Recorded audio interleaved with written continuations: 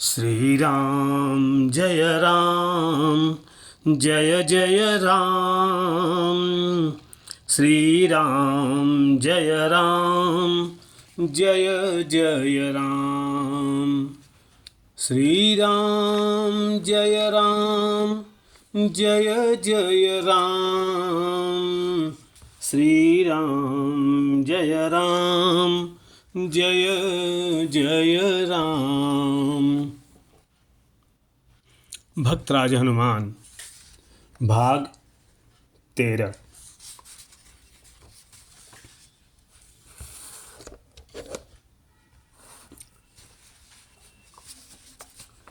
हनुमान के जीवन में यह विशेषता है कि जो इनके संपर्क में आया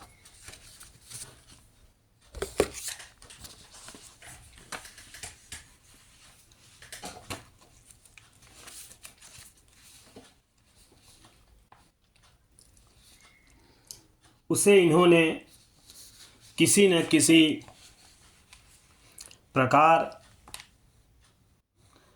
भगवान के सन्निधि में पहुंचा ही दिया।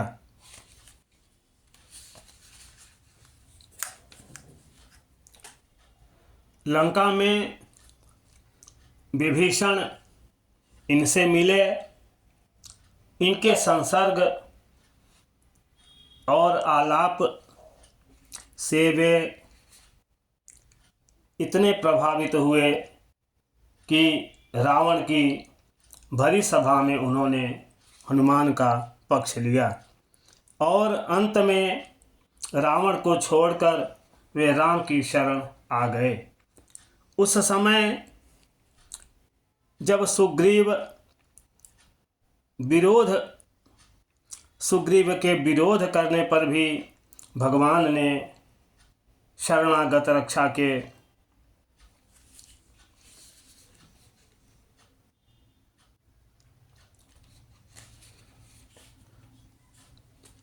प्रण की घोषणा की, तब इन्हें कितना आनंद हुआ यह कहा नहीं जा सकता। अंगद को साथ लेकर सबसे पहले हनुमान उमंग भरी छलांग मारकर विभीषण के पास चले गए और उन्हें भगवान के पास ले आए। उनका एकमात्र काम है भगवान की सेवा, भगवान की शरण में जाने वालों की सहायता।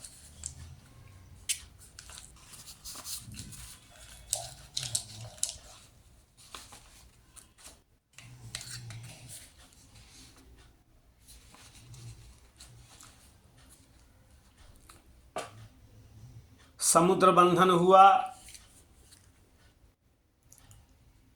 उसमें हनुमान कितने पहाड़ ले आए उसकी कोई गिनती नहीं की जा सकती।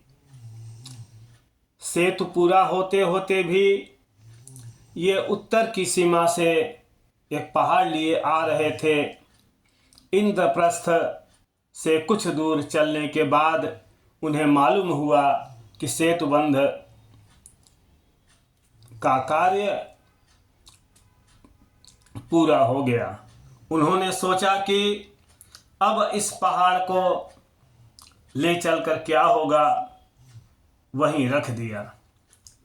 परंतु वह पहाड़ भी साधारण पहाड़ नहीं था।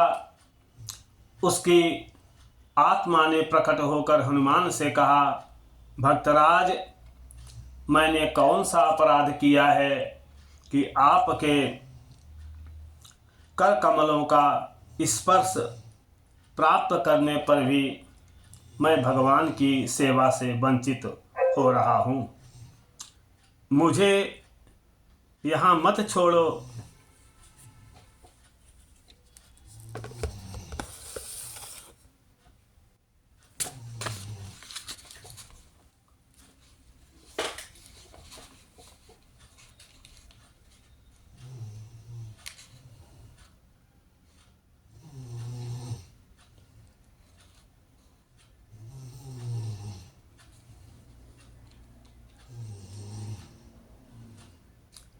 श्री राम जय जय राम जय जय विघ्न हरण हनुमान।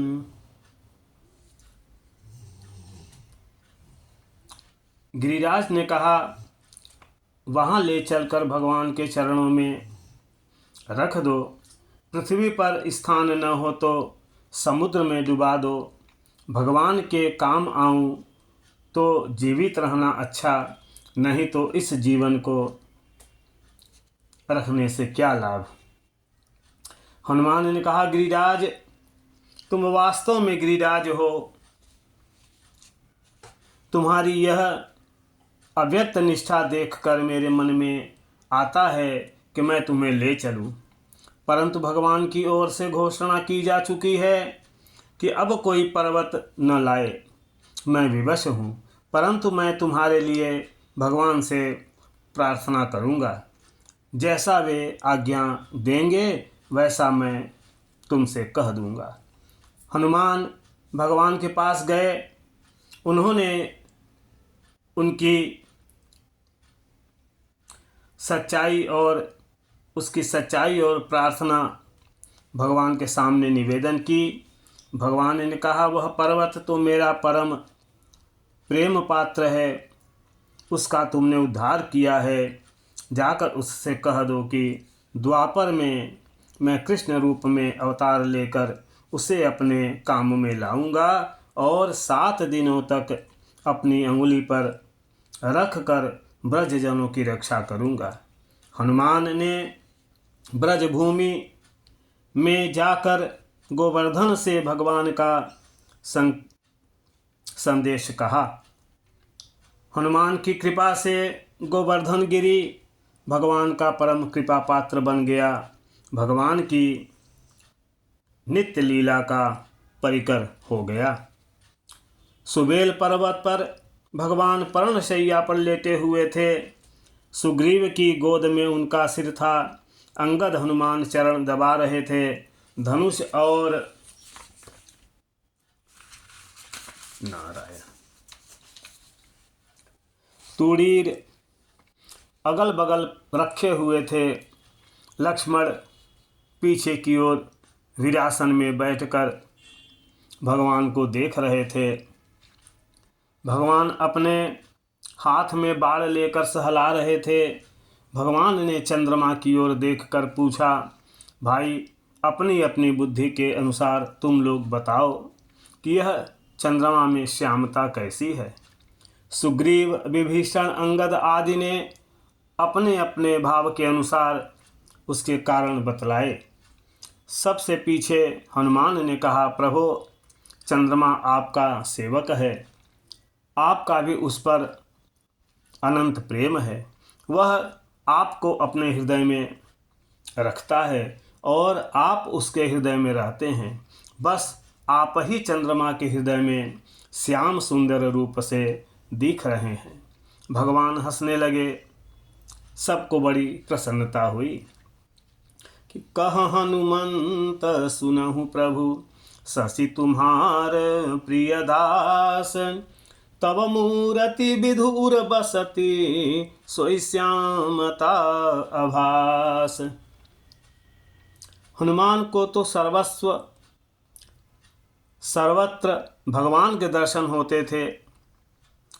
चंद्रमा में उन्होंने भगवान के दर्शन किए तो इसमें आश्चर्य की क्या बात है। राम और रावण का भयंकर युद्ध हुआ। हनुमान ने उससे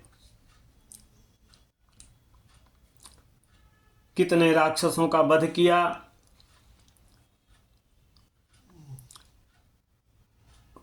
उस युद्ध में हनुमान ने कितने राक्षसों का वध किया, यह कहा नहीं जा सकता। यह रामायण प्रेमियों से छिपा भी नहीं है। समय समय पर युद्ध में उन्होंने राम, लक्ष्मण, विभीषण, जाम्बवान सभी की सहायता की। मेघनाद से युद्ध करते समय लक्ष्मण को बड़ी ही भयंकर शक्ति लग गई। वे रणभूमि में ही मूर्छित हो गए। मेघनाद और उसके समान अनेक सैनिकों ने मिलकर चेष्टा की कि लक्ष्मण को उठा ले चलें, परंतु वे सफल नहीं हुए। लक्ष्मण को जमीन पर से उठा न सके। हनुमान ने उन्हें अनायास ही उठा लिया और राम के पास ले आए। उन्हें मूर्छित अवस्था में देखकर राम शोकाकुल हो गए। जाम्बवान ने बतलाया कि लंका में एक सुखेड़ नाम के वैद्य रहते हैं। यदि वे इस समय आ जाएं तो लक्ष्मण स्वस्थ हो सकते हैं। हनुमान ने लंका की यात्रा कर दी। उन्होंने सोचा कि शत्रु पक्ष का वैद्य है, शायद रात्रि में न आवे, इसीलिए उसका मकान ही उखाड़ ले चले।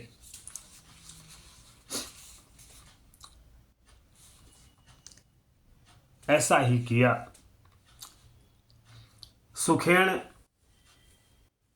ने राम सेना में आकर लक्ष्मण को देखा और बतलाया कि द्रोणाचल से यदि आज रात में औषधियाँ आ जाएं तो लक्ष्मण जीवित हो सकते हैं।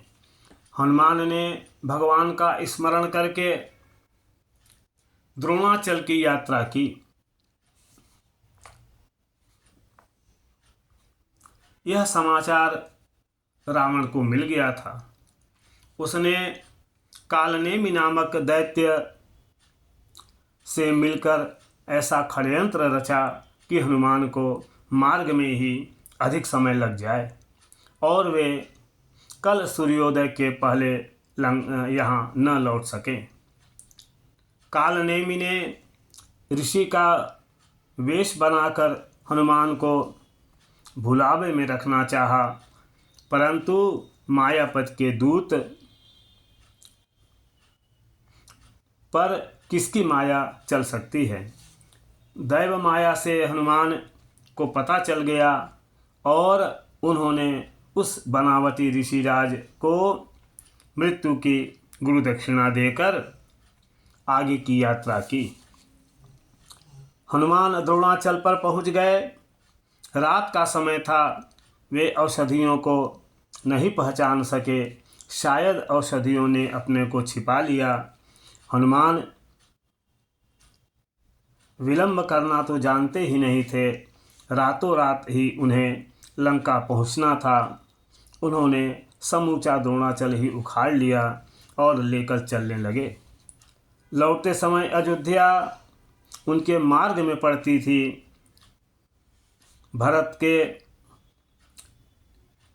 भरत ने दूर से ही देखकर अनुमान किया कि यह कोई राक्षस है। उन्होंने एक हल्का सा बाण चला दिया। बाण लगते ही राम राम कहते हुए हनुमान मूर्छित होकर गिर पड़े। उनके मुंह से राम राम सुनकर भरत उनके पास दौड़ गए और बड़ी चेष्टा करके उन्हें जगाने लगे। उन्होंने अंत में कहा, यदि मेरे हृदय में राम की सच्ची भक्ति हो तो यह बानर अभी जीवित हो जाए। हनुमान उठकर बैठ गए। हनुमान ने सारी कथा सुनाई। भरत ने पछताकर अपनी बड़ी निंदा की और हनुमान को बाड़ पर बैठकर जाने के लिए कहा। हनुमान ने बड़ी नम्रता से अस्वीकार किया और वे द्रोणाचल लेकर लंका पहुंच गए। उस समय श्री राम बहुत ही व्याकुल हो रहे थे। हनुमान के आते ही उन्होंने उन्हें हृदय से लगा लिया। सुखेड़ ने उपचार किया और लक्ष्मण स्वस्थ हो गए। चारों ओर हनुमान की कीर्ति गाई जाने लगी। सुखेड़ को उन्होंने घर सहित यथास्थान रख आए। जय श्री राम। श्री राम जय राम, जय जय राम, जय जय विघ्न हरण हनुमान।